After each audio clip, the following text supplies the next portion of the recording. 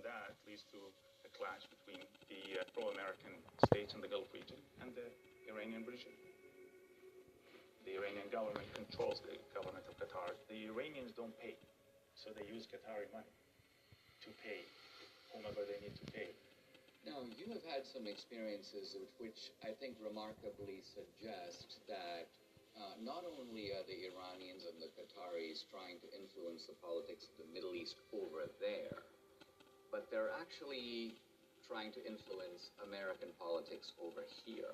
During my meetings with the top officials in Qatar to discuss potential major investments in North America, and they reiterated the fact that they produce more gas and oil than any other country in the region. So they don't really need the return on their investments. However, their investments in North America is a powerful weapon to influence the elections and see to it that the outcome will fit the Iranian interest. Which is to defeat Trump. To defeat Trump.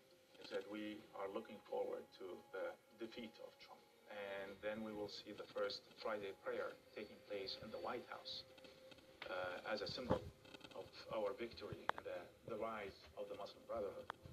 Her name is Ilhan Omar. She's a former refugee from Somalia. She's a Muslim American, and she is now the Minnesota State House Representative. What did the Qataris tell you about her? They refer to her as Sister Ilhan, and to them, she is the jewel of their political crown. And they told me face to face that they financed her, heavily financed her, and they groomed her. And they said, you don't need to worry about skeletons being found because the media will bury it. We've seen more than 6 different scandals involving Ilhan Omar. Nobody investigated her. Campaign finance violations, for example. Exactly. How do they control her? Her weakness, money and sex. How do they actually use their financial leverage to either influence or control people like Ilhan Omar?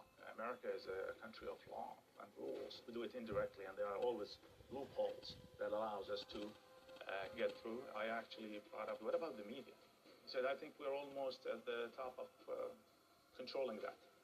And we have a lot of journalists who are on our payroll.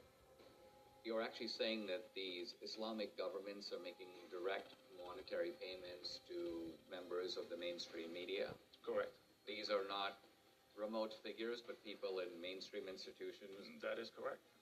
What you're saying is that there is serious Middle Eastern and specifically radical Islamic intervention coming from abroad into U.S. politics. Exactly. And I think it's more dangerous than the so-called Russian collusion. But doesn't identity socialism and radical Islam make strange bedfellows? I raised the question with Imam Muhammad Tahidi.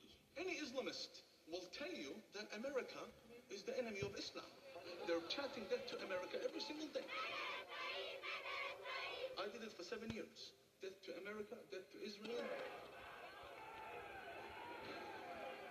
What is the fundamentalist and jihadi agenda for America? The future of America has to be Muslim. So here's a paradox. In America, we have a political left. It's a progressive left. As you know, it's sexually permissive. And this political movement appears strangely allied with radical Islam. Can you explain this? When I was an extremist, Islamist, fundamentalist, I would only vote left. Why is that? I saw them as very stupid. I would fear the conservatives because they come with principle.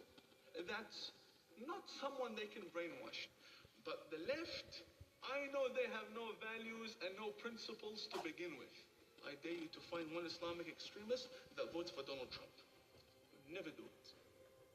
They'd give their vote to the leftist who wants to run around in pride parades. And Islamic extremists are against gays and homosexuals and transgenders, but they want the left to go and get busy with that.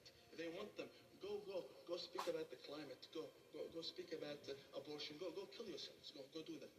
And then Omar, she's fighting for abortion rights and all the other, my body, my choice, yes, go do that, go do it. But would she have an abortion? Never. Never. Would she kill a Muslim in her stomach? Never. What's your take on her? Fundamentalist, extremist, Islamist, jihadi ideology, a threat to national security. ISIS with lipstick.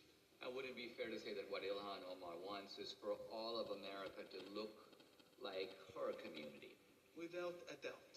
Firstly, the Muslims in Ilhan Omar's district are more radical than radicals in the Middle East. New report by Congress says more than 250 Americans have attempted to join ISIS.